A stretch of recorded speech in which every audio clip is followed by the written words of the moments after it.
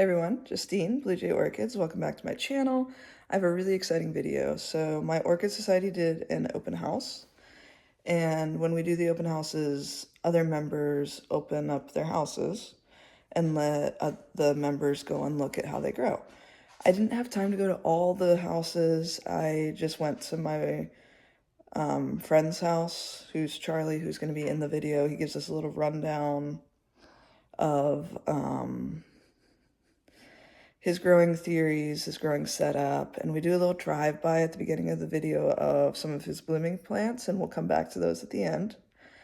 And I hope you guys enjoy it. It's great information, great growing setup, great ideas, and I will check in with you at the end. When you see me look over randomly, these guys were making random noise, so it's their fault, but they're cute. Charlie. Come here. Jar. Yeah. I interrupt this video for Charlie and Lucy.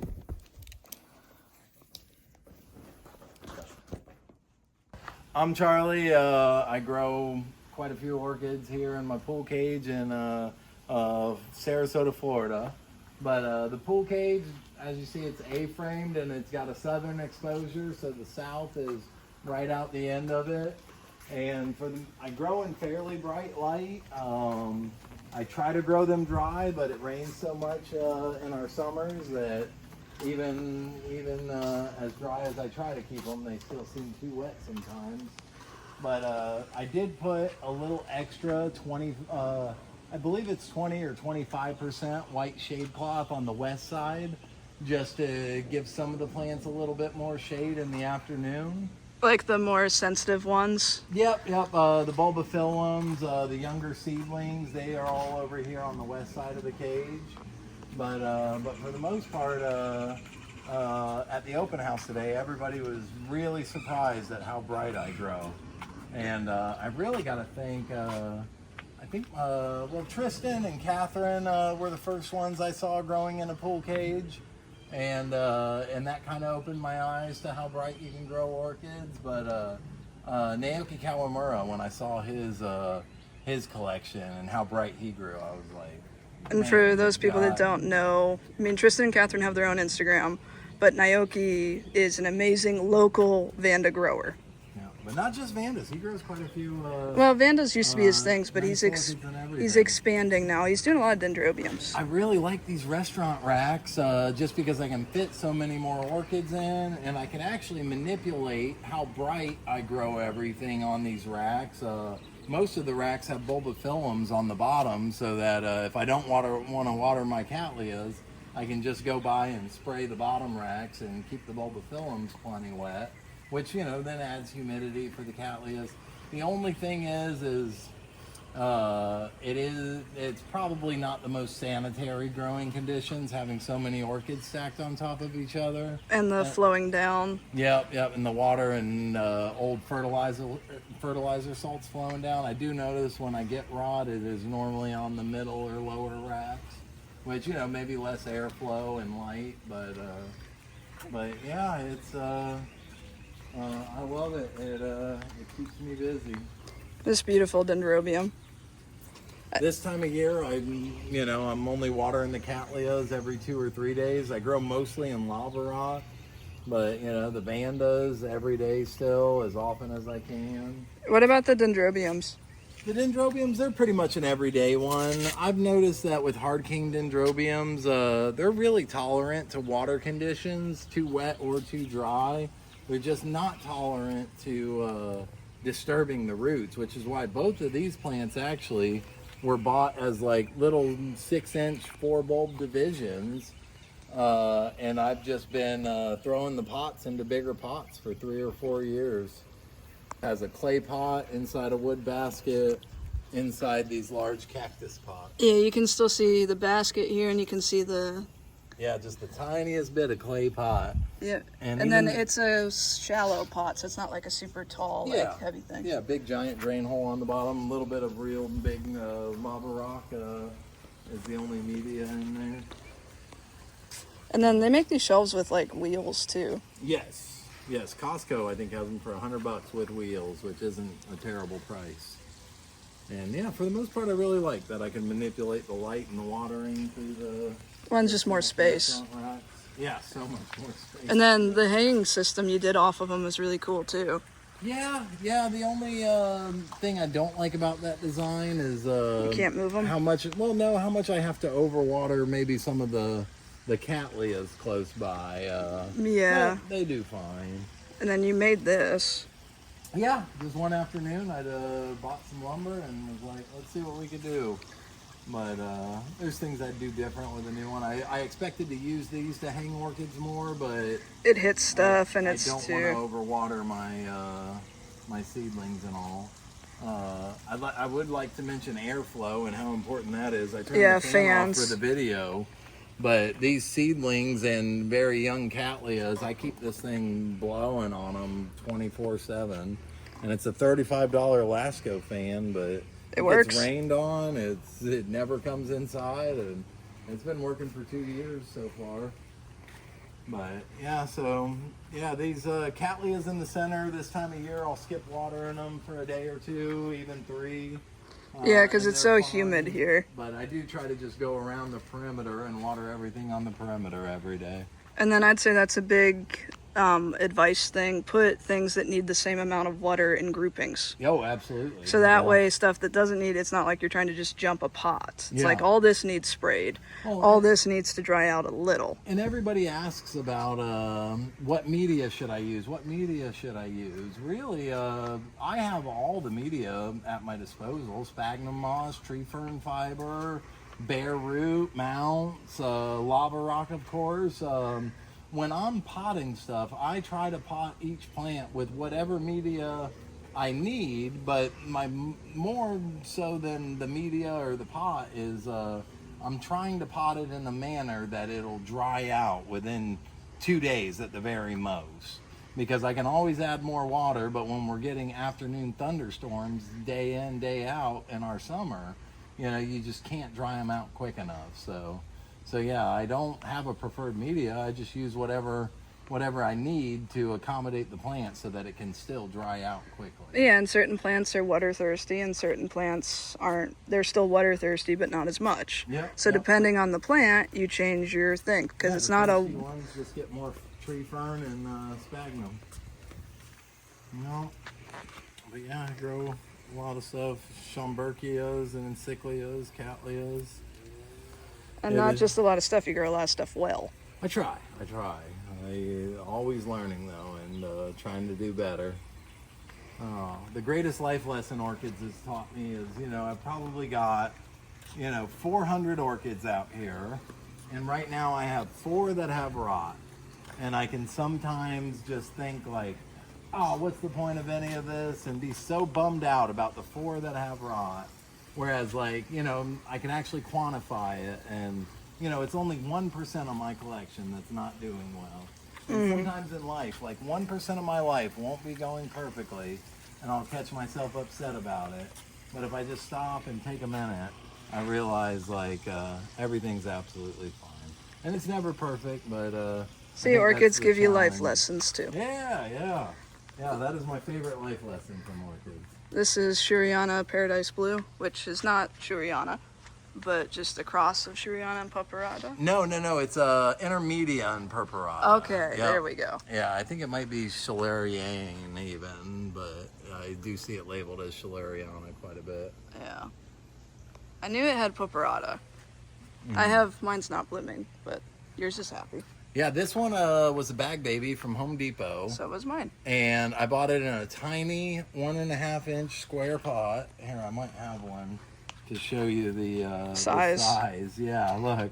It came in a square pot. That plant was about this size. And it produced the ugliest little bloom right after I bought it in this 1.5 inch pot. I don't know what Better Grow's putting on them, but it can make them bloom little. So to go from that to that shows you what kind of grower. And then it's probably 2 years now. You've done this But that's the too. intermedia in it too that really makes it branch out and grow like a weed. But yeah, and you've done this too. You've played around with unflasking stuff. Yeah, and I've done better with deflasking plants than I would have guessed. I did have one under an eave, and painters moved it out into the sun, and I burnt up that whole flask. That wasn't your fault, I've though. had a really great success rate. And, you know, most of these seedlings get watered just about every day. In the springtime, when the humidity was lower, they were getting watered every single day. But now I can go, you know, 2 days in between, even with the fan on. Yeah, and you'll notice where the fan is positioned. But yeah, it's right in front of the seedlings. Because they need the more airflow, they need the more attention. And pro tip, if you're an orchid collector, this counts as one orchid because it's a seedling tray. Yeah, seedling trays count as one. Yeah, for sure. But, and then over there you have different plants and some desert roses. More of my full sun stuff. Some of my cattleyas that just I've had forever that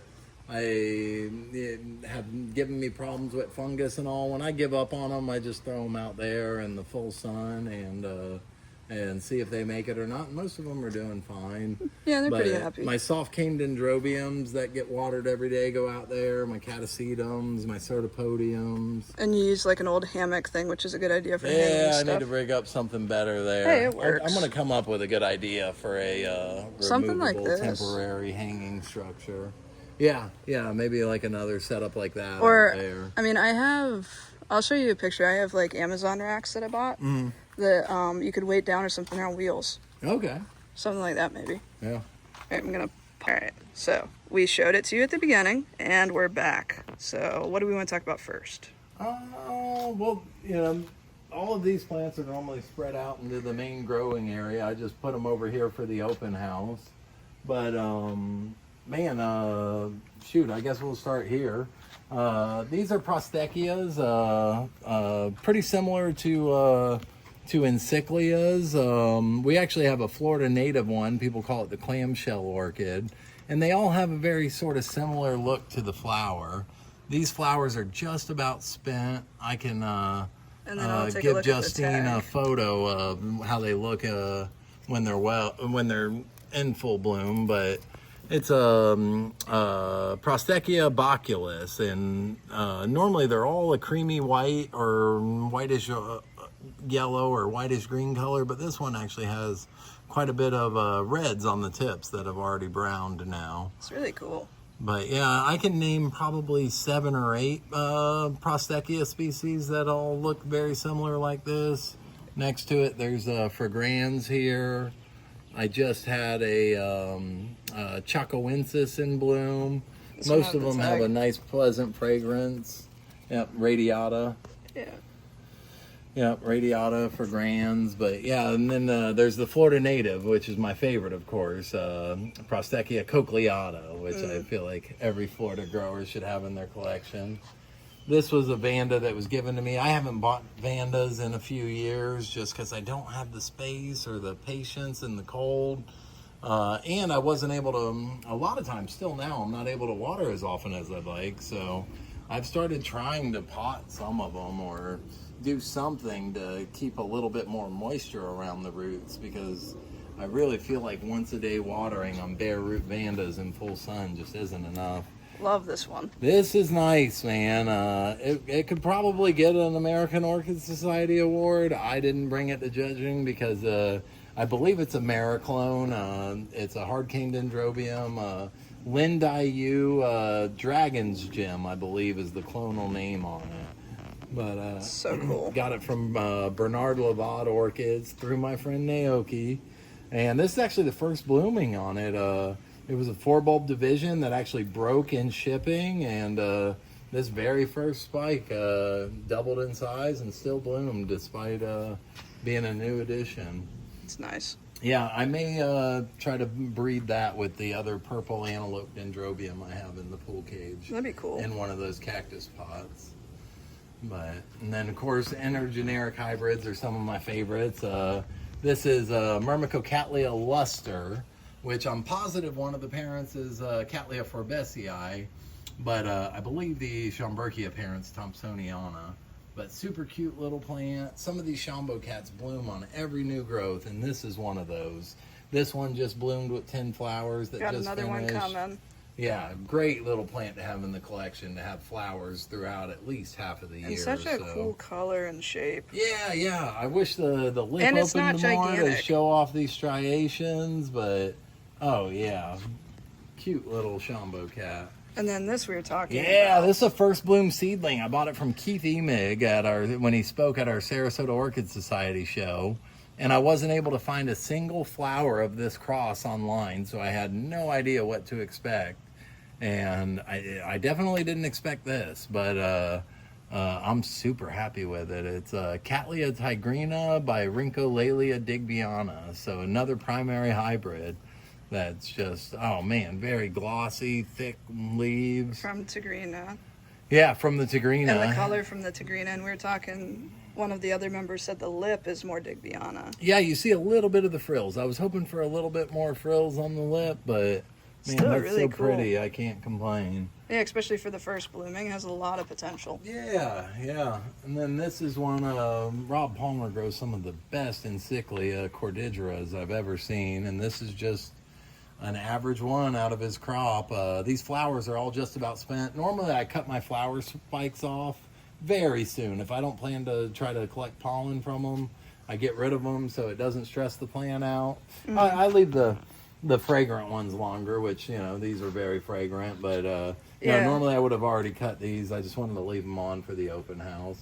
Speaking of fragrance, very few of these hard cane dendrobiums are fragrant at all.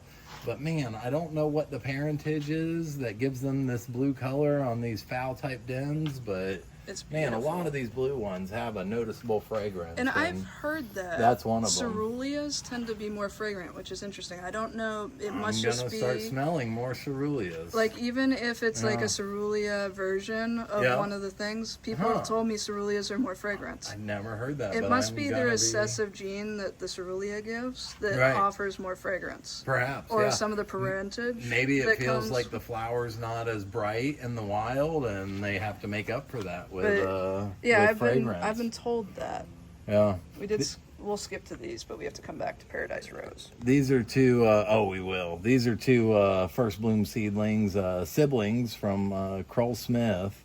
It's actually called Cattleya Kroll Smith. It's Schilleriana by Loda Jessii. And you and I were talking about this because I have the same cross, but mine's from Palmer and mine came out blue. Yeah. Well, man, I saw the picture on the Kroll Smith website when I decided to buy a couple of these. And I was like, man, I hope they bloom like the photo. And I asked Julian, and he was like, yeah, they seem to all be pretty similar to that photo. And man, I couldn't be happier with both of these. These are just beautiful little primary hybrids. You gonna keep both But for a little bit? Make sure until I can divide them. But yeah, I think so. I can't even hardly say whether I like one or the other more. I love both of them. they're both similar yet slightly different. This one has a little bigger flower, bigger. I mean, it's a bigger plant too. Yeah. But they're both great quality. Yeah. They do make some nice hybrids. Well, they do a lot of the treating with them. Yeah. But back to Rob Palmer, this flower is actually on its way out. Even deep here in the lip, it doesn't have the color saturation that it had for the first week or 10 days it was open. But this is a Cattleya purpurata variety Schusteriana that came from Palmer's, and man, I've seen a lot of Cattleya purpuratas, and this is definitely, well, because I own this one, it is my favorite. But I think even, I really think no matter what, it would be one of my absolute favorites. Those long straight lines that go back into the lip, I don't know what it is, but I approve. beautiful Cattleya purpurata. And then, once again, I really don't like red flowers. I really don't like compact Cattleyas. And I really don't like Mariclones. But this is just, ironically, this was the very first orchid I ever bought for my wife. And I honestly have no idea how I killed the first one or where it went. But it was back before I became any good at growing orchids at all. And so I had the opportunity to buy another one from Palmer's. And I'm so glad I did. It is just, nothing about it is like my usual flavor of orchid. And it's such an exceptional Mariclone that I just adore it. I like Beautiful the name. velvety red, great shape. And yeah, you know, I think the more I run out of growing space, the more I may start to like compact cattleyas, because it's all I have You can room have for. more of them. Yeah. Yeah, so another Florida native. This one's just now starting to open. Only maybe, what, 10% of the flowers are open? But Tristan has, oh man, he's done some amazing videos on encyclias. They even made a collage of like 20 different encyclia, only Tampenzas, encyclia Tampenzas flowers, just showing all the variation even within the species. But if you live in or near Sarasota and can make it out to Myakka River State Park within the next couple weeks, it's fairly easy to see these blooming on their live oaks all throughout the park. This is a plant, I saw a picture of it on Orchid Roots and on Paul Storm's website, and nothing about it seemed appealing to me. But when I saw it in bloom at his nursery, at his greenhouse, I was like, man, I have to have that. And it puts on a nice show every summer. It's some compact flared cattleya by Schomburgkia thomsoniana. And man, it's a reliable summer bloomer and These are lightly fragrant. These are the only ones open, but you have 1, 2, 3, 4, 5, 5, Yeah, 6. 6, yeah. That one should get adjusted. Yeah, and once again, this was I hate repotting and I hate disturbing roots. So this was a 4 or 5 bulb division that went into this pot and got so top heavy it kept falling over on me. And You're like, I'll hang it. Healthy and growing good. It's in a well aerated pot, and I said, screw it, I'll just hang it up. And so now it grows on the side. This is the last Vanda I bought, and it was because of the fragrance. Tessellata is one of my favorite Vanda species, but it's the very last one I bought. It wasn't for sale. It was at Kroll Smith's, and I asked one of his greenhouse managers, and they called him, and they were like, yeah, we can get rid of one of those. And man, the smell was so strong on the drive home, I thought I was going to get sick. And I thought it was going to ruin the smell for me, but it didn't. I still love the smell. But like I said, I'm so tired of losing leaves on Vandas from drought stress and cold stress. I've just started potting a lot of them. This is a dendrobium species. And this is... Oh yeah, Motziana by Tessellata. So Motziana, I think, is one of the most recently discovered Vanda species. Yeah, you can see the Tessellata. Yep, and Beautiful. apparently the bifurcation in the end of the lip is from the Motziana. That would make Very sense. prevalent trait. This This is is pretty. I'm told this is a really good specimen. Once again, these flowers are pretty long lasting, like a lot of other dendrobium flowers. But even these ones have lost quite a bit of their color. This one has a pretty richly colored maroon throat in the lip. But I don't think I would have ever bought this orchid. But I wanted some white flowers. Here we go. These for are my wife's bouquet. These are more fresh. Yeah, that's more indicative of like the color saturation. But yeah, I'm told it's a very beautiful dendrobium sanderae Yeah, it's... variety. Apparently, there's a few different varieties. Luzonicum. Yeah, that's cool. Yeah. Oh, so this maybe is a species cross of 2 different varieties. But yeah, it's been fairly easy to grow.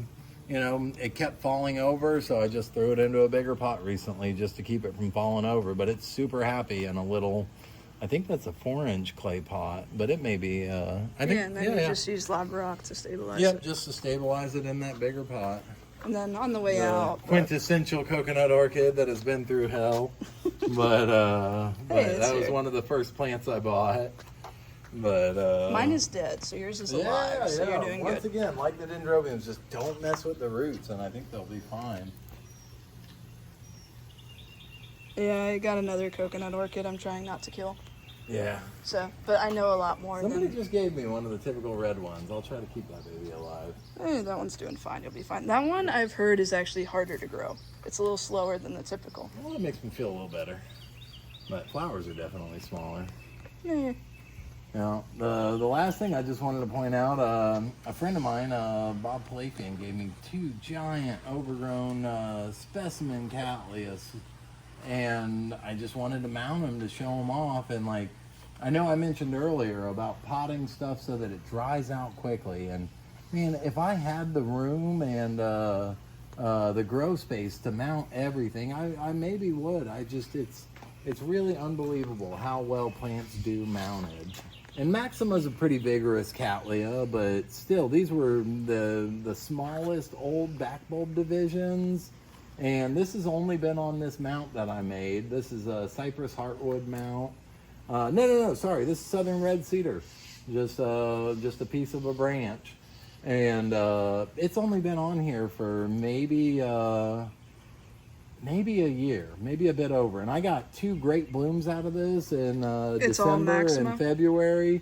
I don't know how this little guy came about late. Those flowers are almost spent, but really it has just grown great considering they were back bulbs that just got mounted about a year ago. And you put it in concrete so that it doesn't topple, Yeah, which is a really good idea. It. I may pretty it up sometime, but just a little decorative pot. Yeah, but like I love water it the every look. day, just like my vandas, and it's it really does cool. Fine. And then same with the Skinneri. Yeah, this one's cypress heartwood. Yeah, it's like a boat. In a swamp somewhere. It's really cool. But and now Skinneri's even probably more vigorous than Maxima. And I mean, I could cut all of these zip ties off. I'm just lazy. I mean, it is rooted on there well. And I didn't get a killer blooming out of it, but you know, I got 1, 2, 3, 4, 5, 6, 7, like 8 or 9 spikes of blooms out of it. Even though it's only been mounted for less than a year. Yeah, and it's a cool little setup. Yeah, definitely under pot and keep them dry because you can always add water. You can't dry them out. Yeah, for the most part, you can revive a dry orchid. You can't save a rotted one. Exactly. I mean, you can, but it's a lot harder. You can, but it's a pain in the butt. Yep. So with that, I think, is there anything else? I think we've seen everything. No. Hope you like everything. Hopefully I keep growing and you get to see more from me. Yep. Yeah. Thank you. But yeah, I hope you guys all enjoyed the video. I know I learned a lot. It's always great to see how other good growers set up their grow area. And it was just a great time. Thank you so much, Charlie, for letting us film and for taking us on a little tour. It was not planned, so it was a little rushed, but overall, great experience. And so happy I was able to get some content out to you guys. So hope you enjoy, like, subscribe. You guys know the drill. And keep growing. Bye.